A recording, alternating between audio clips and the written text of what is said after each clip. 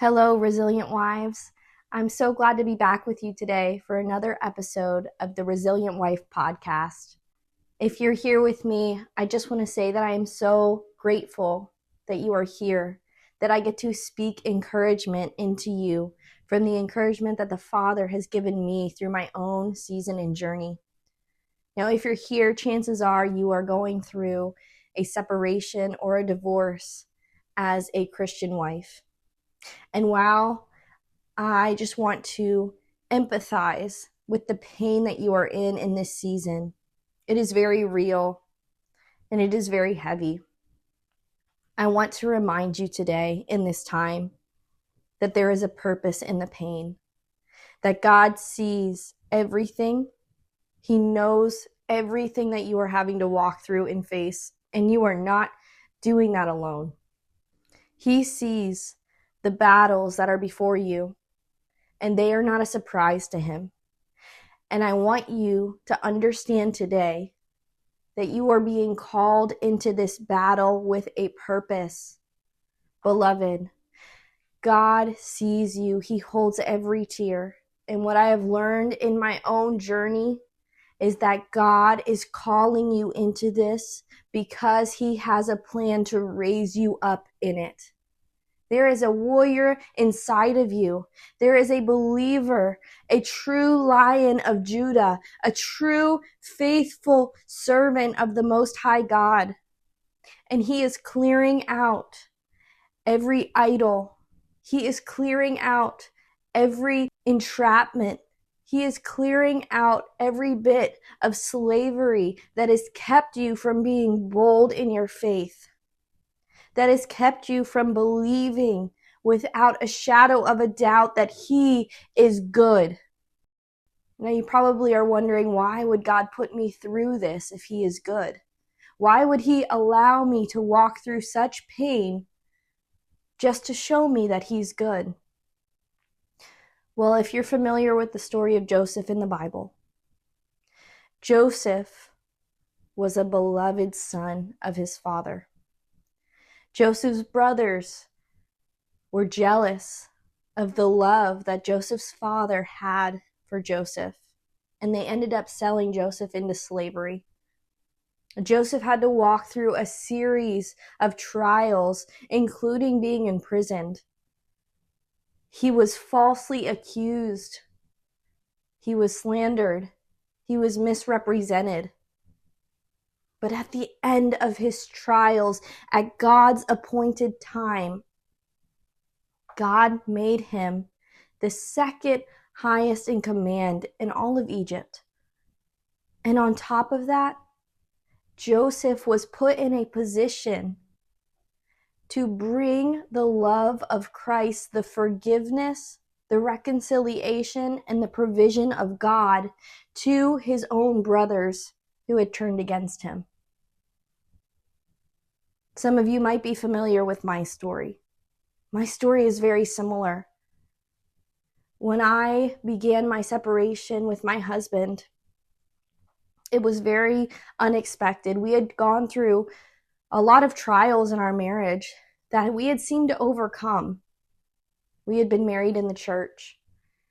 We had believed in God together. We had planned to raise our children with the understanding and wisdom and discipleship of Jesus. And then seemingly out of random, my husband decided to change his mind on a lot of those things. Now, I did not handle these things the way that I should have in running to the Father. I did not handle them and taking them to God and expecting that God would bring about change in his right time. I had some of the world still in me, and I reacted. And unfortunately, I allowed just as much strife to come into our marriage as my husband did as the leader and protector of our home when he opened himself up to other ideas. And what that affected was our children. Both of us played a part. And I want you to look at today If God has called you into this season, He has a purpose for it. And that purpose is going to start with renewing your own heart, your own mind, your own understanding with the Father. Now, if I look at my own situation, I don't feel that I caused the journey that I had to step into. I don't feel like I was the sole or even main reason for this journey. But God in His faithfulness changed me through it in ways that I could not have foreseen or foreknown needing to change. As I walked out this journey with God, I was convicted by my own nature of control, by my own fears, by my own doubts of God. And God has had to bring me through so many trials in this season to show me how sovereign He is, to show me that I can trust Him in every season, and to give me a conviction through lived out experience that is no longer just words on a paper that I'm choosing to believe. No, I have seen it with my own eyes. And with that has come authority to speak on these matters because I know, because I've lived them, because I've seen the goodness of God. So to bring this full circle, why would a good God cause you to go through so much pain just to see that He is good? Because sometimes that is exactly what we need to develop our own conviction. Aside from the stories we've heard in the Bible, aside from other people's testimony, sometimes some of us, myself included, are so stubborn that we have to walk through and live out the experience ourselves in order to see that God is exactly who He says He is. To see God deliver us from all circumstances that were set to harm us. To see that God is bigger and more able than we could have ever imagined. As I walked out my story, I didn't have a job. My financial stability had been taken from me. Our bank accounts were drained. My children were withheld from me for a season. It felt like my entire world had crashed down. And through all of this, I was having false allegations placed against me. I was being slandered in our community. And I was having everyone around me walk away because they didn't know what to believe. And so many people thought, well, if I just stay back, if I don't pick a side, then I won't choose incorrectly. But where that left me was completely alone, except for God. When no one else was there, God was there. And if you haven't experienced that in your own story, let me tell you, He is the only one who can come into that depth of pain and heal it. He's the only one. He's the only one who will understand every cry of your heart and be able to comfort and heal. And beloved, God will deliver you. He will deliver you. He is not done. He is not done with your story.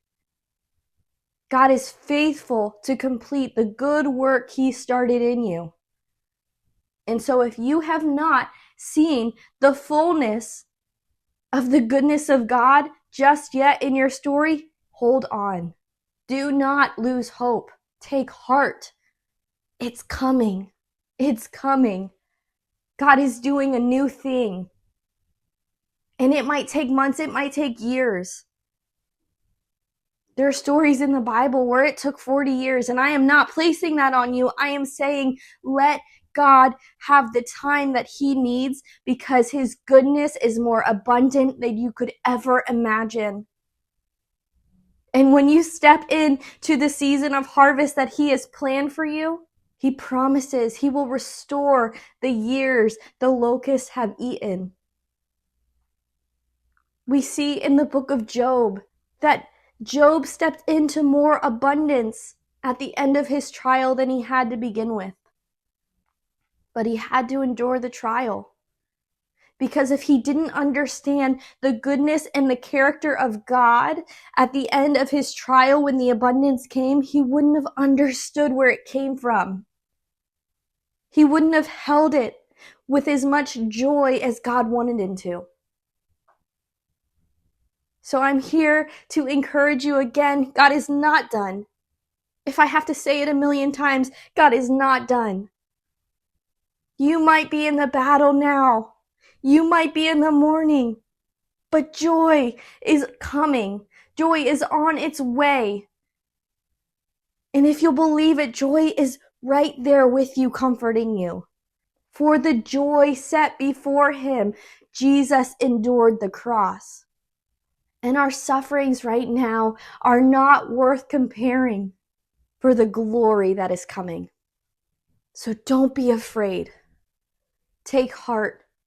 When you have emotions, run to the Father with them. That's going to be another podcast I do. I'm so excited about that, what God has shown me about the purpose of emotions.